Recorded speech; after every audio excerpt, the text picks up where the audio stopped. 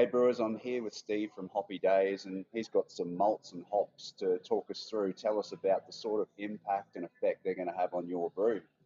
So tell us about what you brought along, Steve. Okay, so today we're at the Babs Big Brew Day, so we're doing red beers. There's 4 different red beers, all have similar sort of colour in the finished product. I think there's probably 6 points difference between the lightest colour to the darkest, but they're all classed as red in that category of beer. So today we brought out a selection of malts that we're actually using today and one that we aren't using, just to see what people are using in their grain bills here as such, and everything that we are making today is all about that red colour.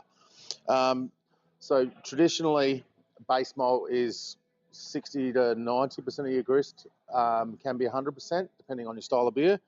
So at the moment we've got Gladfield American Ale from New Zealand, from Christchurch, craft maltster over there in New Zealand. Light colour, we're talking about 4 EBC. EBC is your colour level. Good for any base of beer, especially pale ales, IPAs, but today we're using it in a red IPA as such. So if you have a little chew on that, mate. Yeah. You're getting a little bit of sweetness in here, a little bit of toasty character. Nothing too much that sort of suits that IPA category where they've got the hops shining through rather than the malt. Mild toasts, malty, bready. Yep. Yeah. Then we have Golden Promise, one of my personal favourites. So this is out of the UK, traditionally a Scottish malt, and we're using it in our award-winning Scotch 80 shilling export ale. So a little bit dark in colour, we're talking 6 EBC, not much difference, but it does make a huge difference in the product. Have a chew on that one. So in Scottish beers in particular, you want a caramel nutty biscuit coming through, and that's what this base malt does. It gives you some of that residual sweetness up front, and then we're blending other darker malts, crystal malts, to give it that complexity. It's less toasty, isn't it? Less toasty, yeah. What we're chewing on here doesn't always come through in the kettle. Once you crack this grain is when all the flavours and colour starts to come out of it, and the sugars. Because I'll put you on the spot and ask you about it, because with malt, when you have malt, is it mainly the husk that brings the flavour? Like, because there's the different levels of toast and different, or is it what's inside that also impacts the flavour, or is that just about starches and sugars in there? It's more about what's inside. Okay. So I'm not a professional maltster or anything, but if you ever meet one of the maltsters, they can give you all that sort of specific, so we're talking enzymes and conversions and those sort of things. So talking about husk, you want to crack your husk open. I don't know if you can see this properly, but we'll bring it up closer. Yep. Here we have Gladfield Rye, Let's bring it back 100% rye malt. So really small grain. So you would have to crack this really fine to get everything out of it. And what rye brings to the table in our Red Riding Hood recipe is a little bit of spice and a little bit of colour. Gives it that mouthfeel as well. Yeah. With something with this in a mash, if we're recirculating, we would use something called rice hulls. So that gives us the filtration through the grain bed to release all the sugars. Oh, so there's no holes on that. That's no holes on this. It's kind of like wheat. You need, yeah. Exactly. It doesn't have a husk as such. It's just a kernel, like a corn kernel. Yeah. So anything like that, if you're not doing a brew in the bag system, you want to be using something to get all those sugars out of there. Otherwise, we get what we call a stuck mash. I've only ever had one once, and it was rye. So religiously now. You never want another one. No. But colour-wise, stepping up a little bit to 8 EBC. Only a smidgen, but that's all you need sometimes. This one here is unique. So this is a Hoppy Day specialty malt. It's roasted for us and us only. It's a biscuit oats. So what we do is we have to order a certain amount every time, and it gets roasted to order. As soon as it hits our warehouse, it's fresh. So that's it, exclusive to you? Exclusive to us. Okay, cool. So have a chew on that. Yeah. So it's a really long oat, malted oat with the husk still intact. So as opposed to the rye, you don't need to use something like rice hulls on this because it already has a husk. It's a really long grain, so longer than your standard grains. So you do have to mill this a lot finer. If you don't crack that open, you're not going to get any extraction, which means you're going to get a lower efficiency and not as many sugars to convert into alcohol in your fermentation. But you get the nice biscuity toast out of that. Yeah. Really good in We're not using this one today, but I put it in a dark mild just for complexity, nut brown ale, and it also goes in our oatmeal stout recipe. Fancy version. Cool. Now we're going to Canada, Oh, really? our only Canadian malt. So honey malt, which is Which malts is that? Gambrinus. Okay. So this is in our Scotch ale recipe. As the name says, honey. So we're getting those flavours and nice toasty, little bit of sweetness out of it. We're not going too over the top. Yeah. Colour-wise, we're talking 50 EBC, so that's a big step up in colour. Mm-hmm. We only use 400 grams in, say, a 6 kilo mash, so not a lot. Mm-hmm. But what we're doing there is utilising other malts to give the flavour and complexity of that style of beer. So we've got honey malt, we've got biscuits, we've got brown malt, which gives you a nice coffee note, and then we've got caramel and crystal malts. So they all combine to make that style of beer what it is. So, and you only need a small amount. Cool. So the honey malt, what that brings to the table, will it make my beer taste like honey?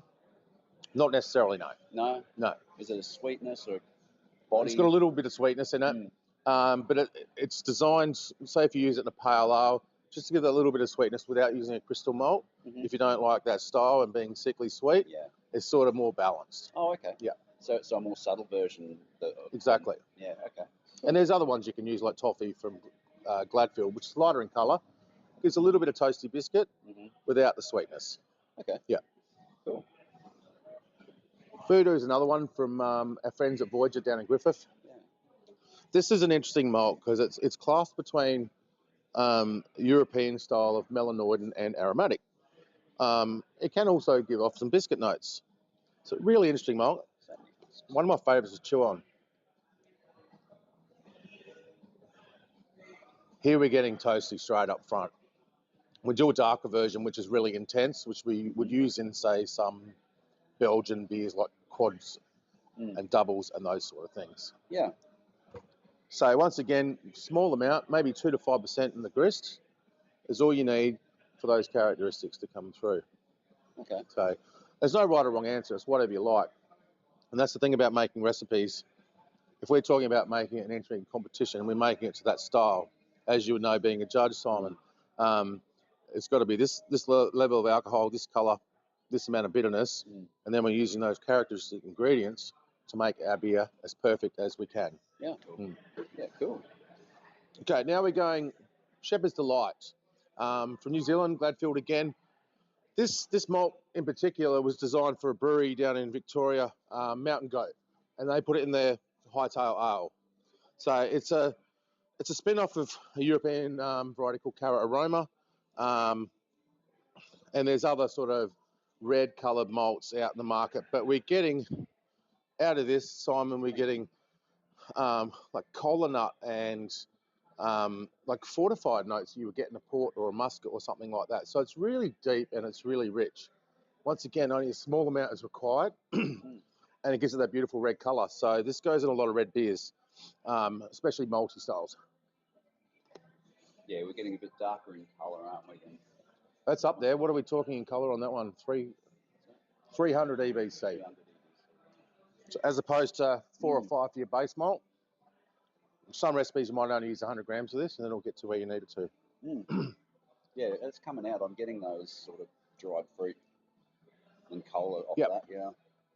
And a bit of toast. Definitely, it's rich, isn't it? It's one of my favourites to chew on because it's quite unique. Yeah. Then we go back to Griffith, Voyager, roast barley. So probably the biggest beer in the world that has used roast barley as their only dark malt is Guinness Stout. So they use 3 malts. They use an ale malt, they use flake barley for mouthfeel and creaminess, roast barley for colour and roastiness. So with this, similar to chocolate malts, are roasted until you get that deep colour. And that's what it's giving. It's giving a really good amount of dark colour without adding a lot. I think we're up about 1180, 1300. So we're talking pitch dark. I think we would only use maybe 100 grams of this in a small batch red beer, or even less, maybe 50, just to give it that nice sort of ruby red colour and make it glisten and pop in the glass as you're drinking it. You're thinking, wow, that's amazing. But in a stout, you'd maybe use 8 to 10%. and you like those nice, rich, roasty notes coming Mm. through. Coffee, dark coffee is what I get. Dark yeah. coffee, I get like charcoaly when I first chew on it. Yeah, I can see that. Yeah, it's definitely. It's still got that biscuity toast though, hasn't it? Mm-hmm. And the difference between that and chocolate malt, when would I use roasted barley and when would I use chocolate malt or something like that? I suppose it depends on what you're Yeah. making. So Yeah. I would only use roast barley mainly in stouts. Personally, I like using the Eclipse wheat from Gladfield just for colour because it doesn't give roastiness and it's about the same colour level. Because that's a huskless grain, so it's It not is. got It's the a same wheat. sort of the same sort of intense. Well, I'd say astringency, but is that the word? You can get astringency with roast barley because it's a roasty malt. Yeah. And it needs that the body in the beer to back that up. So if you're having an imperial stout, you want it roasty. Yeah. You want it that to chocolatey. come through, yeah. You want a bit of everything in there, and to give it really dark colour. Mm. So the Eclipse wheat's another really good one that we don't have here today. I think there's 50 grams in the Scotch Ale recipe, and all that does is it rounds it to that beautiful reddy brown colour. You could almost say ruby or amber. Okay. So there's a big spectrum of colour in there that you want that style of beer. Yeah, cool. Thank you. So all these components make up what we call a grist or your grain bill to make your recipe. No right or wrong answer.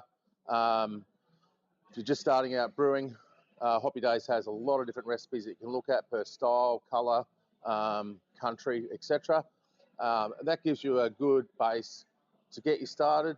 And from there, it's all about making what you want to make. And it's really fun to make your own recipes, isn't it, Simon? Oh, yeah.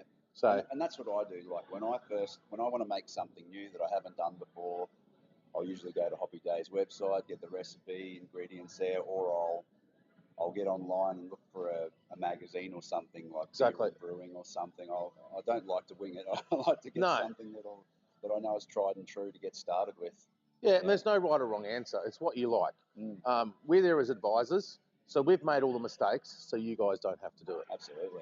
Yeah, thank Excellent. you. No worries, mate. Should we have to look at some hops? Sounds good.